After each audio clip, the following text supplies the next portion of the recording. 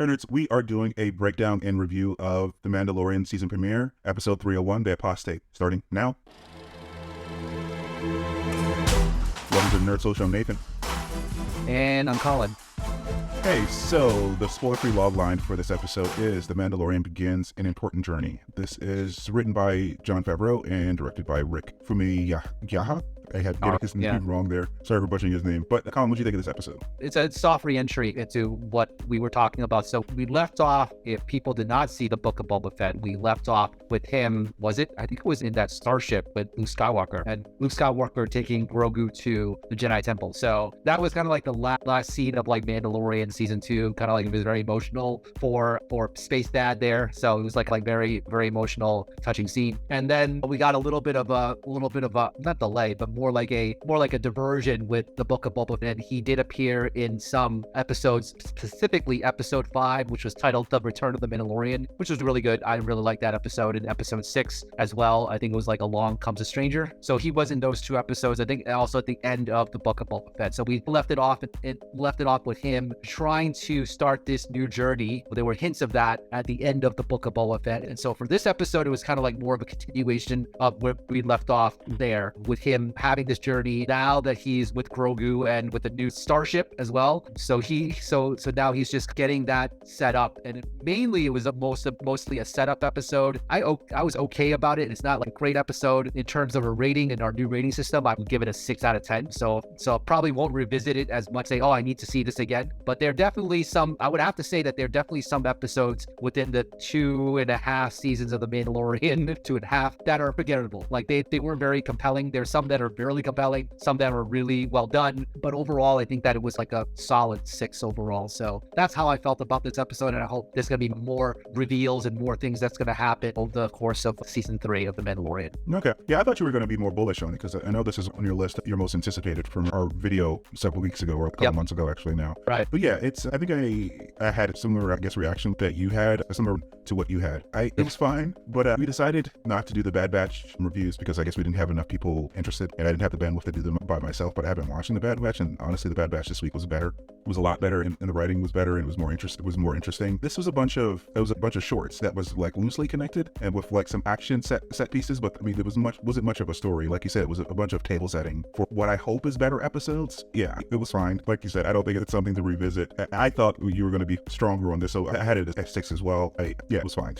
Honestly, I could go back and rewatch the Bad Batch episode from this week a few times, because they did a whole aliens like homage thing, and it was like horror sci-fi thing. It was very cool. Like this, there was a bunch of vignettes were fine. Yeah, there were definitely some scenes that I was like, wow, that's really cool. Especially when we get to the spoiler, we can talk more about it. But there are definitely some vignettes here and there that were like, ooh, this is really cool, and this is really cool. But I think into the overall episode, it was just like there. It was just solid average, and it wasn't anything that was all-inspiring. Like when we went through the Book of Boba Fett, we had that Return of the Mandalorian episode with Skywalker, we had Bo-Katan, we had Grogu, we had the choice between whether or not he would pick where Grogu would pick the lightsaber or the armor that's made by Din Djarin. That was compelling. And then we had I know it's Book of Boba, but then we had the showdown scene with Cad Bane. And then if you go back even to season 2, you had the assault on the ship, and then the Jedi, and then also the Jedi episode with the debut of Ahsoka. And go back to season 1, you had also the Darksaber. So it's like all those episodes are so much more compelling but then there were other ones that weren't. Like I remember in season 2 there was a Spider episode, which was like it was a Peyton Reed episode who directed that one. But anyway, so there's some hit and misses along the way, definitely, with this show. To be fair to the show, I can't remember if any of the season premieres have been memorable. Honestly,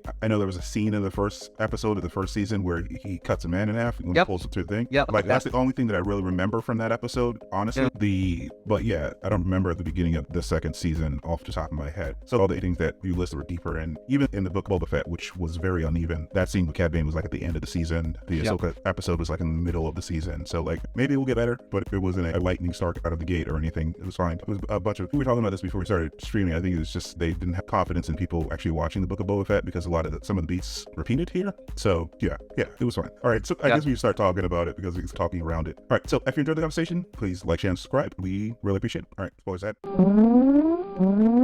All All right, so like I said, this was in like a vignette mode. So like we have the beginning with the armorer initiation thing. Then Din Djarin comes in. Then we have Navarro, and then the dogfight, and then he goes to see Bo-Katan. So yeah, a bunch of he's jumping around a lot. But like, what do you want to talk about from the episode? I think that the beginning part was pretty compelling. I think that it was definitely very well done in terms of action. Yeah. And then him like swooping into the rescue. I thought it was the a Mandalorian flashback. theme. That was really. I thought until he came in on the ship, I thought it was a flashback to how he was initiated. Right. And I think they did it that way on purpose. They actually probably hired a kid that kind of looked like from the previous seasons when we saw the flashbacks when he was being saved by the Mandalorians. Yeah, I thought it was him as a kid and it looked like they were about to lose. So all of them, I guess this show was trying to highlight that he's a Mandalorian, he's been trained by them, but he's the best Mandalorian because although I guess if they had ships, maybe they could have done something. Why didn't some of them go and get their ships? Like, are they all they're not all flying through space in jetpacks. The jetpacks are everywhere on the planet. They're not great for like in space. Although I think that the helmets are pressurized. So the Stormtrooper and also the Mandalorian. So I guess they could be in space, but they're not going through hyperspace with the jetpacks. Right. So yeah. So I would assume some of them have some ships so they can go between planets. But yeah.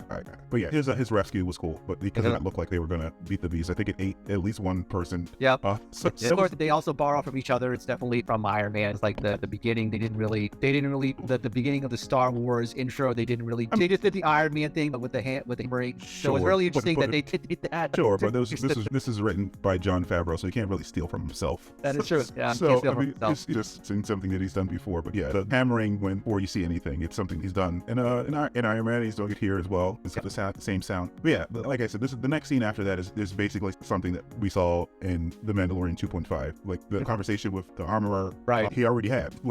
She said that you could only purify yourself in the waters of Mandalore. She said that you're not a Mandalorian anymore. She said this already, but I think, like I said, they didn't think that people watched Boba Fett, so they did it all over again in a different scene. But that doesn't make any sense though, because it's like if he had his memory wiped, it's like, or the fact that she probably needs to remind him again because he was so hard-headed. Maybe I don't know. I think what they'll try to say is that he went away and he found some evidence, and that's what he was showing her, that piece of sand that was basically turned into glass. And she said, well, there's evidence that everything's turned into glass, so you can't really purify yourself. So I guess that's a little bit different, but that's the only thing that's really been added, like to justify him going all the way back there for her to tell him the exact same thing again. So it's like you didn't really do anything. It's like what? It's like turning in a homework assignment. It's like, oh, you need to redo your homework. You need to redo this homework assignment. So he went, did his homework assignment, and then came back. It's like, no, you still did the homework assignment. Yeah. And after that, we get the meeting on Navarro with, I forget what his name is. Cargo. Yeah. So it definitely looks different. They're very prosperous now. He has a robe that's being carried by droids. I like that little touch with the small little droids that are holding his robe off of the floor. But also they show that he hasn't like softened either. He's still quick on the draw. But apparently he's still having some issues keeping law across all of the territory that they're expanding into. So that he tried to recruit Mando. I don't know. Maybe this is where they end up at the end of the series once he becomes the Mandalorian again. Yeah. So he becomes a marshal or something like that. I don't know. But yeah, they just wrote, which we call it out with a line of dialogue. Where's character? Well, she was recruited into the Republic. Based on her controversies and things like that, I think that they just left open the door for the return maybe in the future. Technically, might have been the same exact line had she actually gone over to that show. Because remember, she was supposed to be in a new show, like a Republic or something like that. Rangers of the New Republic. So technically, that line would have been exactly the same. Like she went to the. So I don't know. It opens up the door for her to come back. She doesn't get the success that she wants by doing fighting movies. Yeah.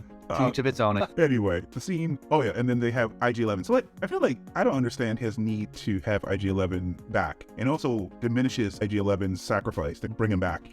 Anyway, I didn't understand this story beat, and I didn't like this story beat. What's the point of bringing him back? Was it just because it was the Terminator scene? I think it was just because of the Terminator scene. It was very much like Terminator, so it's like, yeah, I just have to bring that back. So it's like, so just play an action scene for them to shut it down. I guess that's the only reason why. I don't know. That scene was interesting, sure, but like I still don't understand why he came all the way here to get him. I think he had a very heroic sacrifice. He had such a heroic sacrifice that they created that statue to him with like stormtroopers' heads underneath his foot. I don't know. I think Din Djarin did mention something about like he needed some type of technical advice or technical assistance. Just like the glass that he brought to the armorer, it was very thin. Like he said that I need a guide to when I go to Mandalore. I think he's been to Mandalore before, and I don't know why this particular droid is any more equipped to help him on Mandalore than any other droid. He could just buy a new droid. He does have this bias against droids because of his past trauma and stuff like that. And I guess he likes this one specifically because it did sacrifice himself, and also it was reprogrammed to care for Grogu. So I guess he trusts this droid with Grogu. So I guess in that sense, but like they really got to explain more what he expects it to do on the planet that he couldn't do himself. Like Grogu with his force powers, he doesn't need like to be taken care of like a little baby anymore. And he can and Din Djarin can handle himself. And if the planet is as barren as it's supposed to be, I'm not sure who he expects to run into. It's not clear to me why he went all the way there to get IG-11. So yeah, well, IG-11 was played by Taika Waititi, so they just wrote that in and then thought he might be available, and then they just like maybe do a brief cameo with him. But I assume to write it off. I assume that because this whole show is basically just fetch quest. So I assume at some point he's going to find the part that he needs and bring it back, and then Taika Waititi can voice the character again. But like, okay, so yeah, and there's also some. So I didn't really, honestly, every time I tried to watch The Rise of Skywalker, I couldn't get through it. But I think those little like people that were fixing were like from Rise of Skywalker. So I guess that's a reference there. But yeah, he needs a part. They say that he needs a part. They think that it's not worth trying to find it. So he has to go and do a fetch quest to find that part.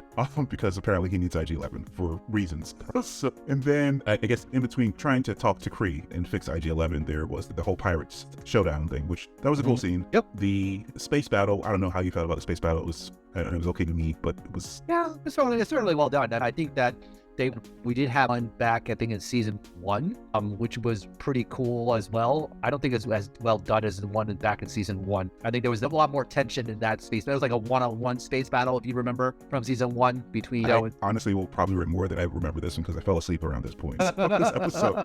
Because it didn't seem like there was anything going on in this episode. It was mostly just like going from place to place, and I didn't understand what his purpose is. Like him being in Navarro in the first place made no sense to me. Like I said, the IG-11 thing made no sense to me. The only cool part really that whole trip there was just seeing Kree and the giant robes and the showdown. But like the whole IG-11 thing, I was like, only in retrospect it occurred to me that it was like, this doesn't make any sense, but apparently my brain was like already shutting off. So by the time they got to the battle in space, it's like I know that it happened, but like it wasn't. And I caught the end of it when they basically got the CGI space captain. It was a little bit of uncanny valley there. He's obviously not there, and he moved a little weird. But I assume because play setting, we will see him again. Oh yeah, I believe so, definitely. Yeah, like they basically just went into hyperspace, and then it's like, we need to have your revenge. But I think that one thing that we did skip over was the fact when they were in hyperspace before they get to Navarro. We saw that there was a nice Easter egg about the space whales. Yeah. The Purgles, yeah. That was nice. And when I first saw them, I was like, oh, Gormaganders. No, wait, no, Gormaganders are Star Trek. So the space whales in Star Trek are Gormaganders. The space whales, Star Wars are Purgles or something. Purgles, Yeah, or the name of it. That was a nice nod to Rebels. So also maybe a setup to our favorite Rebel, Ezra Bridger, coming back. So yeah, there's the rumors that he's going to come back. So where he would come back is Ahsoka, because she's definitely looking for him. So yeah, I guess we'll see him there. So yes, I forgot about that. No, did we skip over it? I think that when they were going to. I think that was when they were going to Bo-Katan, or was it when they were going to? No, it was going to Navarro. I'm pretty sure. They going to Navarro? Okay. Yeah, it was very near the beginning of the thing. Of the episode, so it was to Navarro, I think. Okay. Yeah. So, and then the episode ends with him going to see Bo-Katan, who looks very deflated and defeatist, and I was just like, yeah, I guess they're all mercenaries now. I didn't come back with the saber. If you have the saber, wave it around if you want to go back. She's just like so deflated. I guess she played it well, but it's not like it's not the way that I expect her to act from all the episodes of Rebels, and also even the episodes of The Mandalorian. I don't think I've ever seen Katie Sackhoff play anyone or any character that depressed. Yeah, she was a little off. I was just like, wow, are you that off? But I think that also there is a reason why she was that off, because she is very defeated. I mean, think about it. She put all of her eggs in one basket with the Darksaber and taking back Mandal with the Darksaber, but then having to find out that Din Djarin, he has the Darksaber, and he had it based because he defeated Moff Gideon. And so if she wanted to, I guess she could fight him. She could, but then it's like, who's gonna see? It's like all of her crew is like gone now. So I think again, it's a more set up in terms of, for her sake, to maybe get some type of redemption later on. Who knows if there's gonna be even like you say, a duel between Din Djarin and Bo-Katan. So we'll see. Din doesn't know how to use the lightsaber. He nearly cut his leg off the last time he used it. So I don't know that it would work. I was able to get it from I forget his name is now. Gideon. Moff Gideon. He was using a best steel spear, yeah. spear, which he doesn't have anymore because that's Grogu's chainmail. Armor. Yeah, chainmail, yep. Yeah. So yeah, guess we will see. Because like I said, this whole episode is just setting things up. So yep, exactly. Any final thoughts before we? No, I think that it was pretty straight and narrow in terms of, like you said, setting up the story. Hopefully there'll be more episodes later on, and as been the case in the past, I think that kind of really picks up in the middle toward the end of it. This is the slow burn part. We mentioned during the Book of Boba Fett that even the first couple of episodes of Boba Fett was very forgettable in a lot of ways, and it really didn't pick up until, again, 4, 5, 6, that type of thing. So I'm assuming that there's going to be the same way with this one, because that would have been typical of the previous 2 seasons as well, The Mandalorian, where it picks up later on. It's like all the big reveals happen later on. So be patient. Hopefully there'll be moves. Hopefully. Yeah. All right, so that's what we thought. What do you guys think? Comment down below, like, share, and subscribe, and we will see you next week. Bye.